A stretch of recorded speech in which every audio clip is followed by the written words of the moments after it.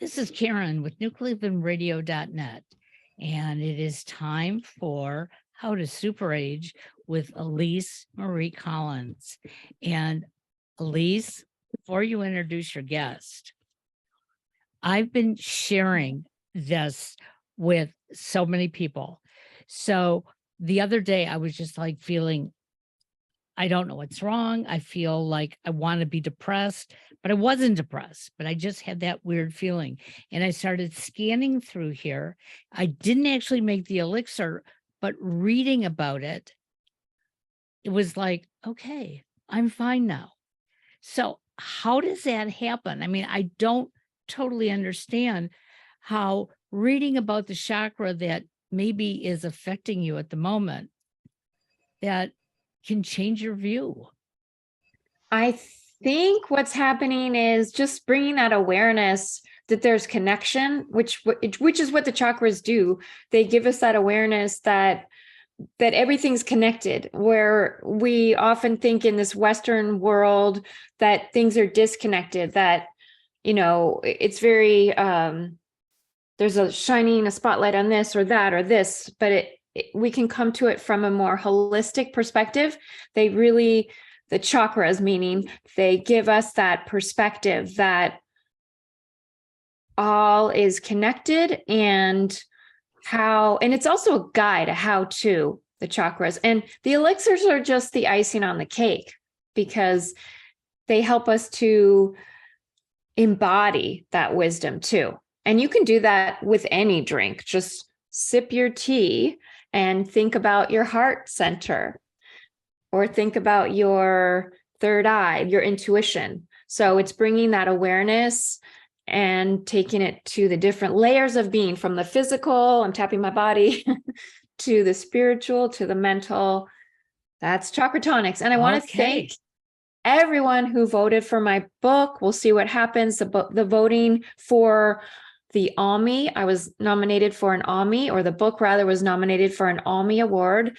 And voting closed yesterday, so we'll see what happens next. But right now, I want to introduce our guest, Guy Jazzy, and I'm really excited to have him on the show as part of his podcast tour, which he'll tell us a little bit more about it. He is a podcaster and author, and I realize I know him so well, I didn't even pull up his bio because he's a good friend of mine, and he has been through a lot, and he keeps coming up. He keeps coming back. I really want to talk to him today about resilience. He's an author. He's done so many things in his life. He was a hip hop pioneer. He's a father. He does his show. I'll let you tell him the name, but it's Morning Coffee. Let him tell you more about it. And he's been through a lot, but he always has wisdom. He's always smiling. Even when I hear him in the morning, Monday through Friday, we're on a book club, and he's always dropping knowledge, spinning game. He's always expanding our consciousness. So without further ado, give yourself an introduction. What do you want to tell us today, Guy? Well, first of all, I just want to thank you, Elise and Karen, for having me back on the show again. I had so much fun last year when I was on the show, and I'm so appreciative to be back here.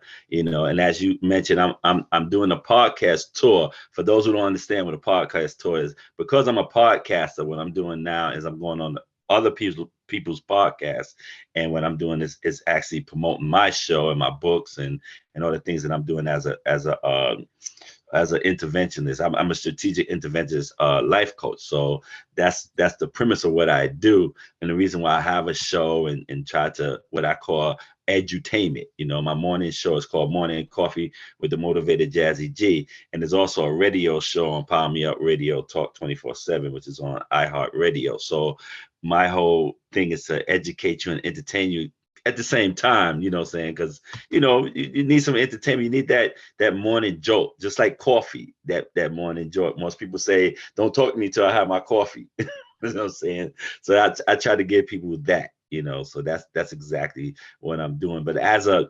interventionist life coach, my background in life coaching is helping people to see those blind spots in their lives, to help them to actually uh, uh,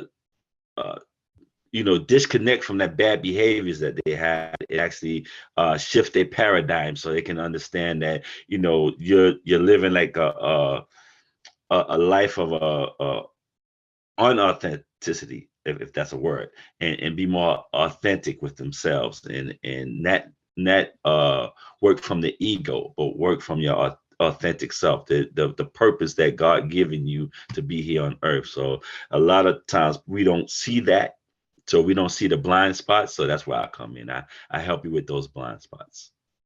Yeah. And I love the way you said that, because you're doing it not from the ego. It's got a lot of fire, and fire in the chakras is the ego.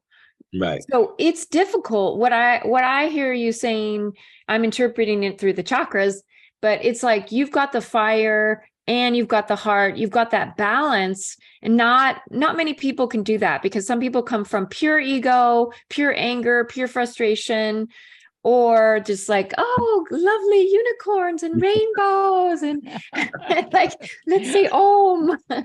So tell us a little bit about how you got there and how that's playing out today. Because I have to say, your show, I'm going to plug it because it's your podcast tour. But when I listen to it, I love it because it's got that hip hop vibe. We got the DJ, there's music. Mm-hmm. I don't listen to the radio that much anymore sometimes, but it reminds me of like the 90s hip hop radio when it was just coming up, just started playing hip hop, and they there are certain shows, it reminds me of that. It's got that energy, but then there's always inspiration, which is also coming from the heart. You play speeches, you share wisdom of many great teachers. So tell us a little bit more about that. How do you do that so well? Combine the fire and the heart. Right. Yeah. So that's my aim, is to actually to hit that, the mind, the body, and the spirit, which is not easy to do, but we function on that. So it's like motivation, inspiration, and transformation. I am a what you call a transformational coach. So my whole goal is to get you to transform from where you were to where you need to be in life. So it's not an easy thing to do, only because for so long we depend on our ego for so long. So matter of fact, our ego really starts, very early. And we really don't realize how early it is. What is called a terrible twos, that's the beginning of your ego. So that's when you're trying to develop who you're, like, what's going to give you the most attention, what's going to give you the most, from your parents, what are they going to respond to the most. So you start doing things as that 2-year-old, far as even we call it a brat, when when they get to be about 6 years old, they start school, you start to call them a brat. But what it is the ego is developing itself. So by the time you're 13 years old, and what happens to that ego, it now became that protector for you. It became what we call personality. Personality is really an ego, what I'm saying? So whatever drove you to take on that persona at 13, that's why when you're in middle school, you can always tell what people are going to be, or what they're going to look like from the time they're in middle school, because they now have used their ego as they driven force, which is, or then we call it personality. So they become set in their ways. What I do is kind of intercept that for people, because you're going to hit a wall at some point, when you just drive off your ego alone and not your pure needs. Because we all have needs, that we have 6 basic human needs that really drives us. But if you basing what you do on your ego alone, because we think an ego is just being someone that thinks you're more than what you are, the boaster, the bragger, the this, that. That's not just that person is not the only person that have an ego. The ego is also the person that cries all the time, and we call them the crybaby.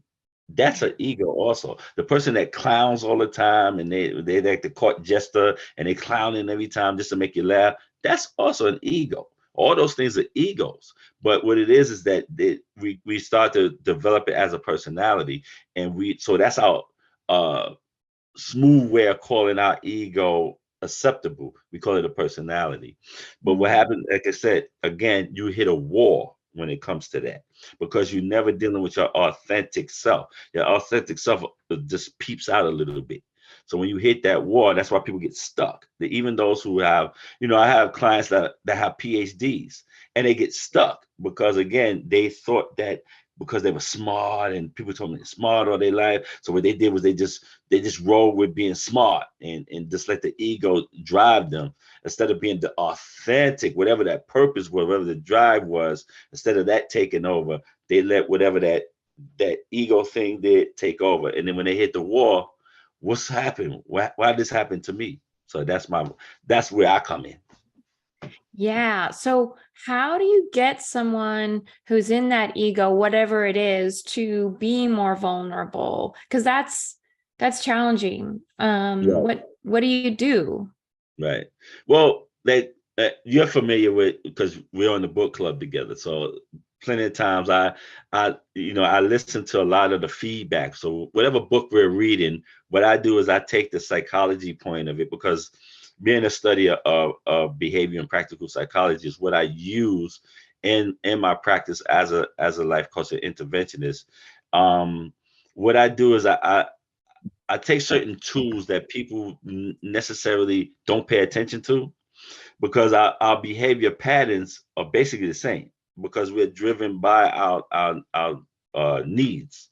So what I do is, as I figure out what what is driving them, and whatever that they people have, they core is usually either fire or earth or wind, or saying, the chakras, you learn all that. So in our core, if we have that earthly part of us, where we have to be that we call them down to earth people, what I'm saying, they kind of like real, where they say they keep it real. So that's an earthly a personality of a person, or an earthly core of a person. So if I know that within you, you want it straight. You want it with no chaser. You want it to be straight and forward. So I know with that person, when they bouncing off their ego, I have to face them like it looks confrontational, but it's not. It just looked confrontational because that's what they understand. You know what I'm saying? So I have to get their attention, and then I back off, and then I let them go.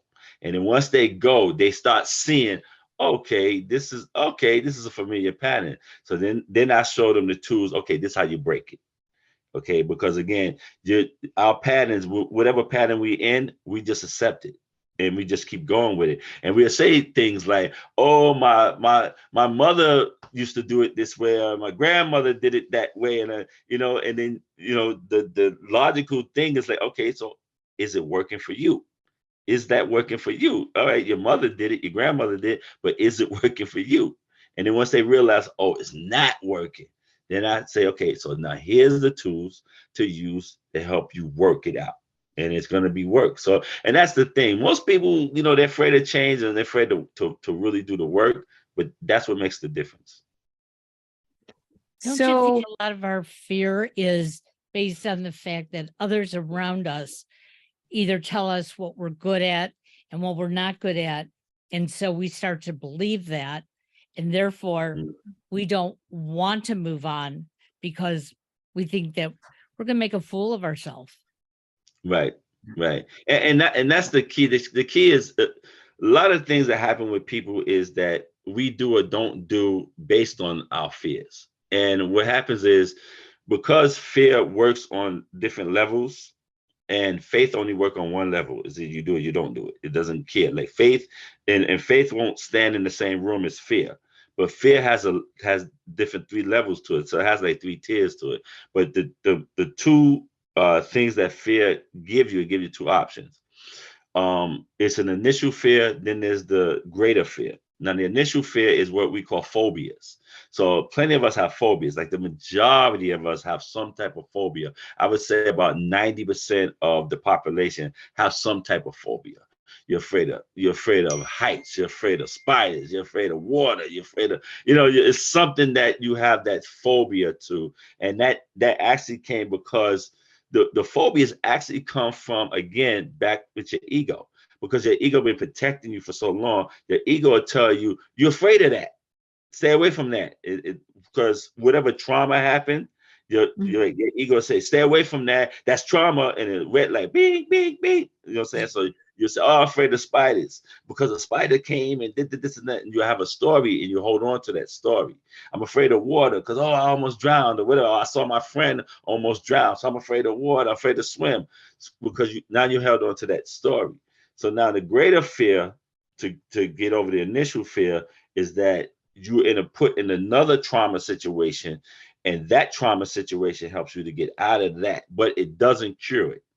It won't cure the phobia. The greater fear never cures the phobia. It just takes it to that moment. Like if you see a friend drowning and you know that loved one is, and you jump in the water and you grab that person out, and even though you're not a swimmer, you do it, but you did it spontaneously. You did it because you were being brave at the time.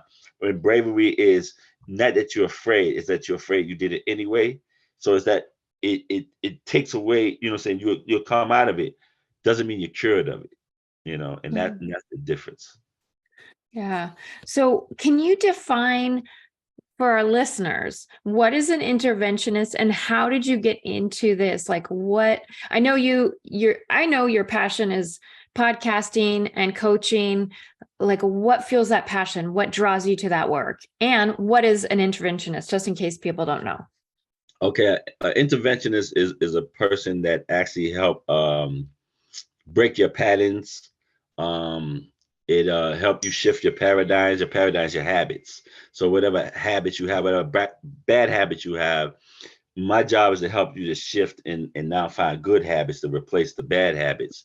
And it's just certain tools that we use. Well, when I first became an interventionist, most of my clients were cigarette smokers. And so I helped a lot of people stop smoking. Matter of fact, I have a track record I have a 100% track record. No client of mine that was a cigarette smoker that actually hired me ever went back to smoking. None of them. I have a 100% record. So I'm kind of proud of that. My wife was one of them. when I met my wife, she was a cigarette smoker, and I helped her to stop smoking cigarettes, and she never went back to it. The thing that got me into being an interventionist and studying psychology and behavioral and practical psychology is because I'm the youngest of six, and my older brothers and sisters, they battled with drug and alcohol addiction. And I watched them, go through that. And I even watched my oldest brother try to commit suicide because of his addiction. And I actually saw him also get off of drugs, you know what I'm saying? And he did it like in a hardcore way, you know what I'm saying? But he did it because he had to take care of grandparents who was like, my grandma at the time was suffering from kidney failure, and she was about to go on dialysis and things like that. So he moved down south to take care of them. But what gravitated me to it is because, when I saw my brother overdose one time when I was a kid, I speak about this in my book, Facts of Life, Faith, Action, Change, Truth, and Service. When I saw him overdose, in my mind, and I was in elementary school, in my mind, I said to myself, I'm never going to do drugs. I'm never going to do alcohol. And I didn't. I never even tried it as a teenager or anything. But when I got that calling that, hey, I can help people in a way, because I started studying with like these great, like one was Dr.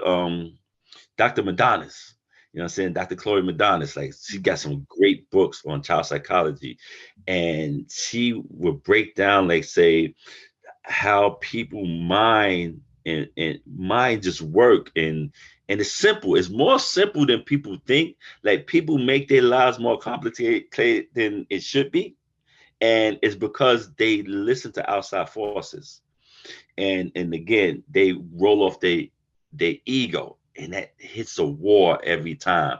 And so where I come in is where I help them to like see, hey, you hit a wall, don't worry about the wall. If you focus on the wall, what's going to happen is you're going to get stuck.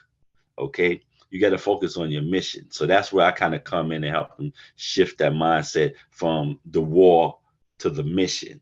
And because I come from not like I remember the first time I spoke at a place for like a AA place, you know what I'm saying, like a alcohol anonymous place, or you know what I'm saying, it was a center.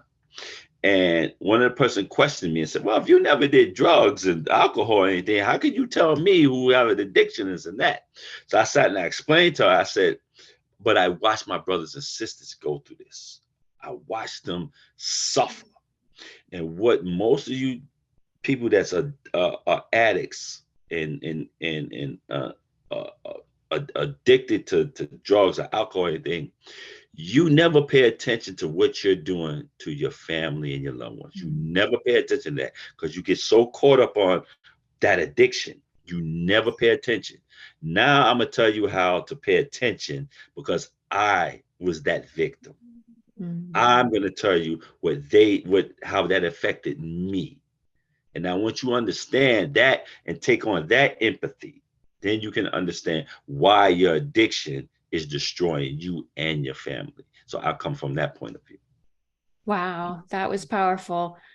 I just want to repeat a couple things that I heard, because this podcast, just to remind you, we talked about the chakras, but it's how to super age.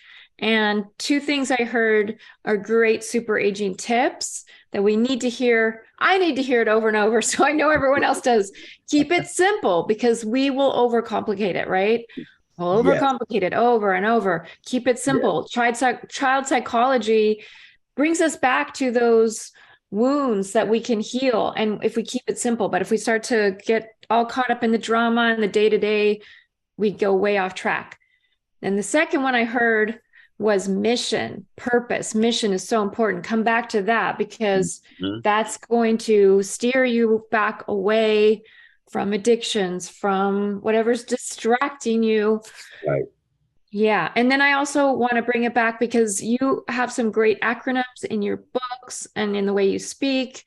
And one I heard, I think yesterday, was why. Tell us about that why acronym. I think everyone will love it. Yes. Yeah. Well, the acronym I have for why, as I self-proclaim, I'm the king of the acronyms. But one of the acronym I have for why is what hurt you would heal you. And the reason for that is because your why will be the most important thing in your life, will be your why. Anytime you run into any type of trouble, anytime you hit a wall, anytime you think that the mission is they say not founded, it'll be that why. You can always go to your why and get back on track. Even if you fall off, you can go back to your why and get right back on track, because it's the childhood trauma that sets you, that pulled you from your authentic self in the beginning. It's the childhood trauma that allowed your ego to say, hey, I got your back. So once you figure your true mission in life, and as you know, I always say on the book club, I always say, you have to find your life ministry. And when you find your life ministry, then you will understand, then that why will be in your life ministry. And you can always go back to that why. What hurt you would heal you. Okay, so it's like whatever it is, whatever childhood trauma you went through, that same childhood trauma is the same thing that will heal you. It will take you to the next level, because what is an old saying, what won't kill you make you stronger. It's on that same plane. What won't kill you will make you stronger. And you got to believe that. Once you believe that and understand that, you can stand on it and it become your affirmation. So now it's an affirmation. So it's not just a belief system, it's an affirmation. And then from that affirmation, you just live by that. And you just live by that affirmation to just keep going. And anytime you hit the wall, it's not the wall. What is it? You know what I'm saying? What else is going on? It's not the wall. What's going on? Let me see. So then now you become, it's another exercise that I do with my clients, where I actually take them into like a meditation of being in a helicopter. And so now you're looking at yourself from a helicopter. Now what's going on? Now let's get out of this maze. That's a good one. We can all do that. Yeah. After Yeah. this podcast is over, or when you have a quiet moment. Not when you're driving, do a Well, helicopter. yeah. Yeah, do a helicopter meditation. You gotta be I'm going to do that. yourself. Yeah. Yeah. And I want to also emphasize that, in that story, I've heard it before, but just hearing you tell the story of seeing your brother overdose, that is such a power that, like, the story adds other dimensions and layers to that why, because you're Mhm. doing such amazing good things in the world, and you healed from that rather than, and you made a decision and a commitment in that moment. Even being a kid, like, I'm Right. not going to do drugs, I'm not going to do alcohol, because that is not easy, because there's peer pressure. I know you were partying down back in the day, but in a Yeah. good way. Party doesn't have to mean you're intoxicated, Exactly. but Exactly. you weren't shying away. You weren't staying home. And I know you Right. read books, but you weren't only staying home reading books. So it's a powerful story. And I think that's why you are such a powerful teacher. I'm going to ask Karen if she has any questions or comments. And then I have another question too. So, Guy, I like when you talk about when you hit that wall, because my podcast talks about avoiding the maze. And I'm not Right. telling people not to get inside the maze. What I'm telling them is it's okay to get inside the maze, but challenge yourself when you hit that Right. wall. Because I know for a good portion of my life, every time I hit the wall, I would say, I can't do it. And Right. there was one more thing that I just couldn't do.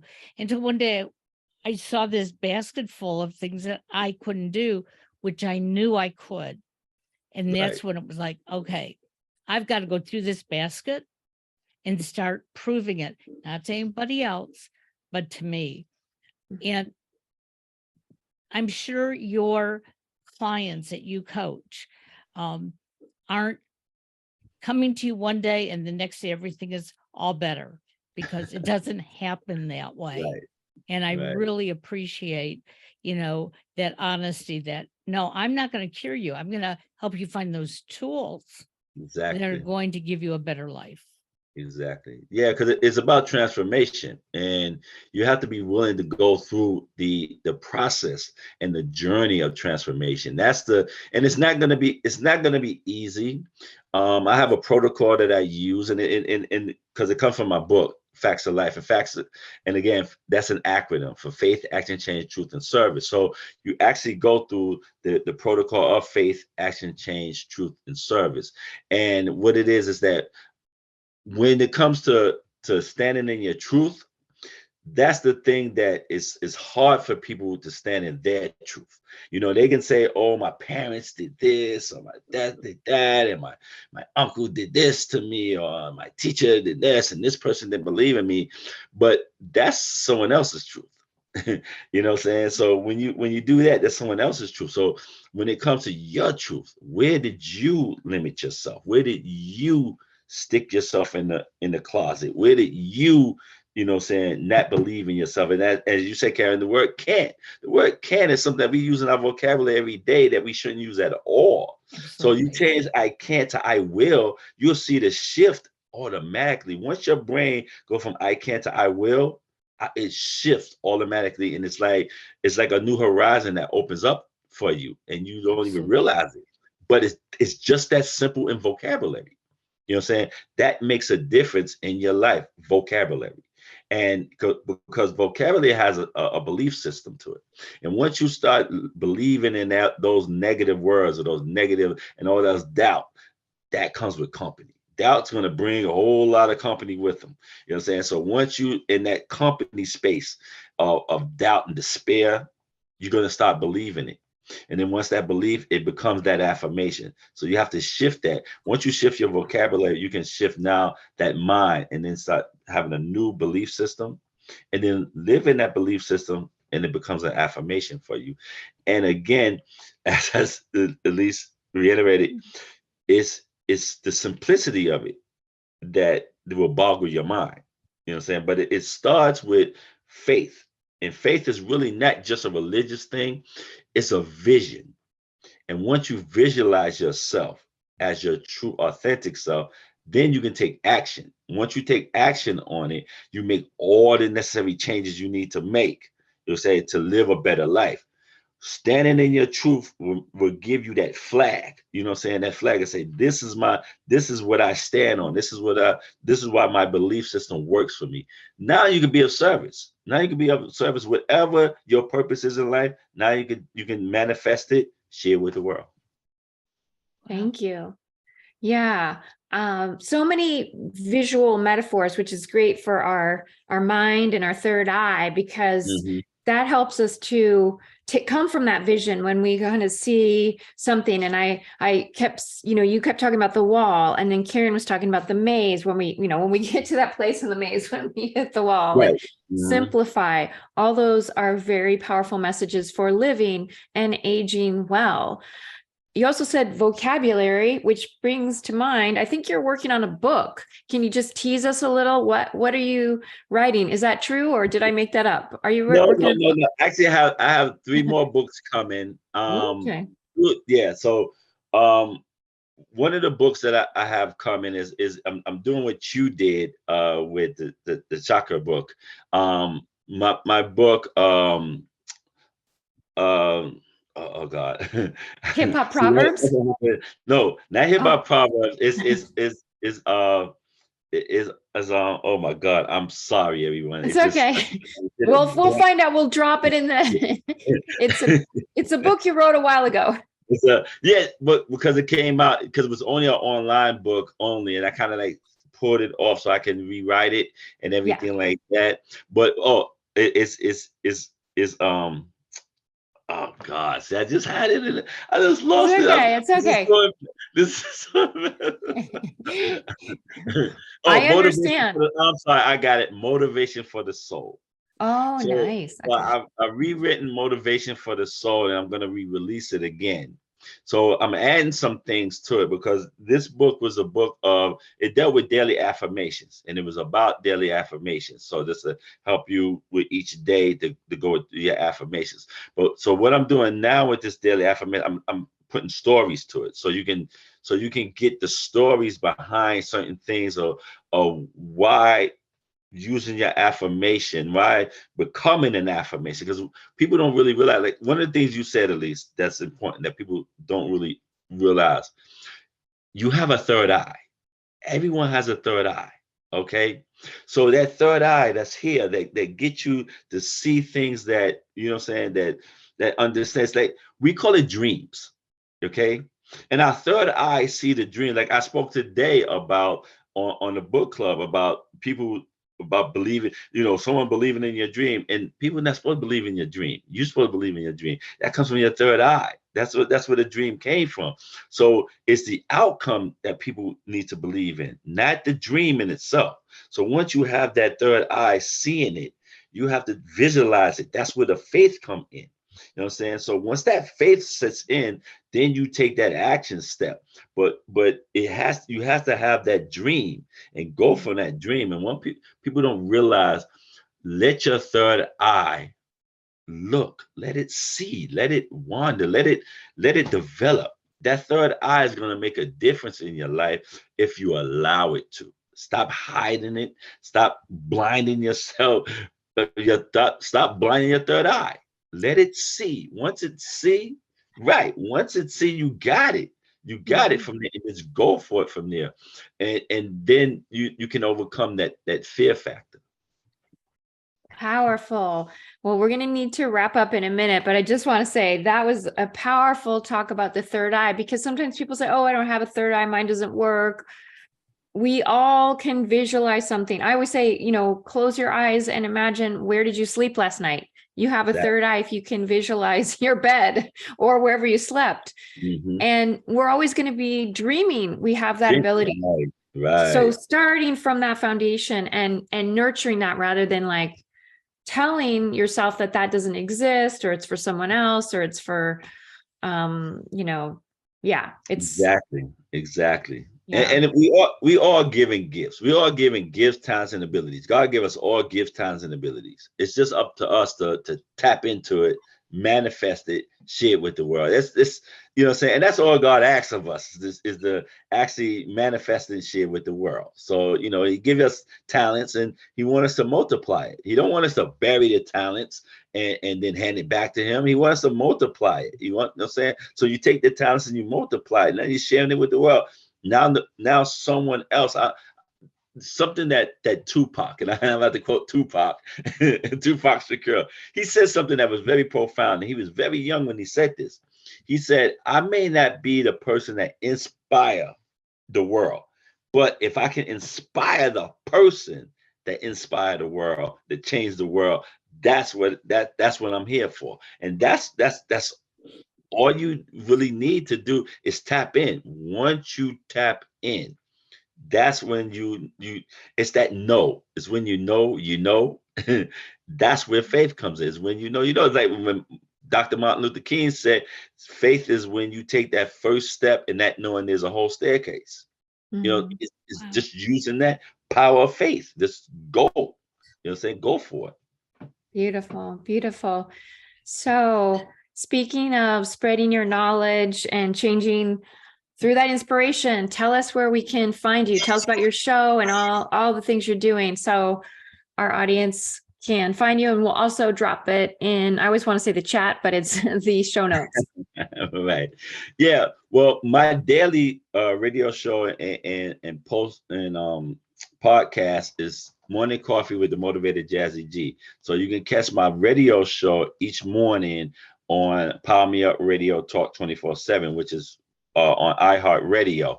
And I'm on in the morning, 5:00 in the morning on the West Coast. On your time, it's 5 in the morning, and on the East Coast, it would be 8 in the morning. So you can catch it there. But you can always catch the podcast of the show, which you won't get the whole radio show, but you get the half hour, meat and potato of the purpose of the show.